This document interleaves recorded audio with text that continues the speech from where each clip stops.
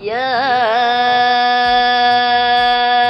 أيها المزمل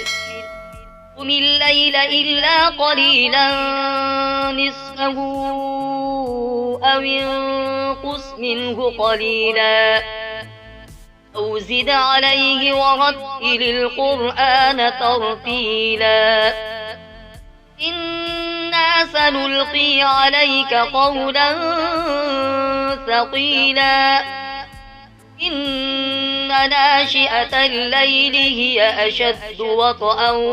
وأقوم قيلا إن لك في النهار سبحا طويلا واذكر اسم ربك وتبتل إليه تبتيلا رب المشرق والمغرب لا إله إلا هو فاتخذه وكيلا واصبر على ما يقولون واهجرهم هجرا جميلا وذرني والمكذبين أولي النعمة ومهلهم قليلا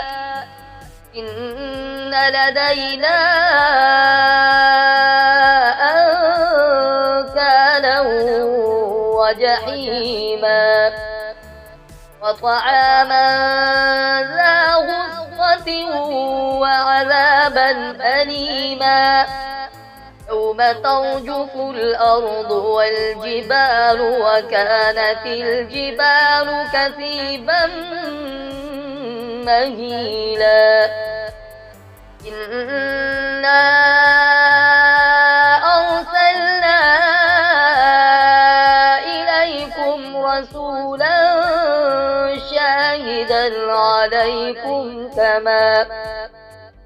شاهدا عليكم كما أرسلنا إلى فرعون رسولا فعصى فرعون الرسول فأخذناه أخذا وبيلا فكيف تتقون إن كفرتم يوما يجعل الولدان شيبا السماء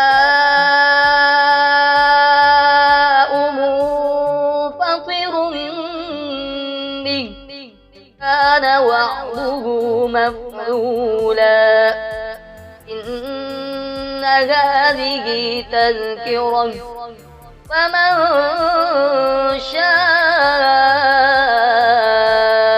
اتخذ إلى ربه سبيلا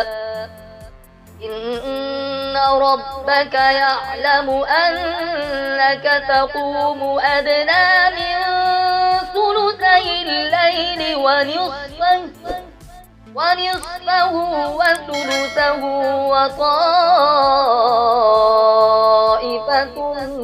من الذين معك والله يقدر الليل والنهار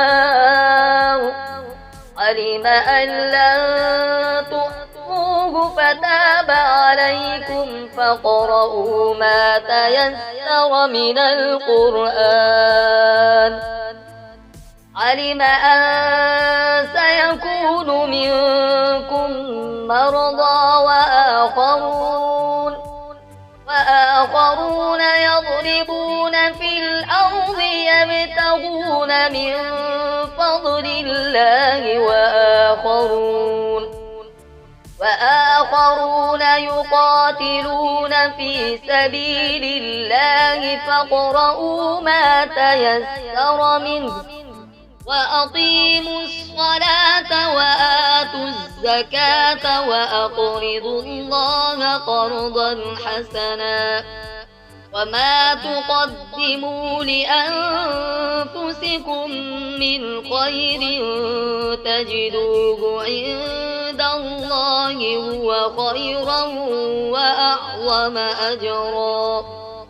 واستغفروا الله إن الله غفور رحيم.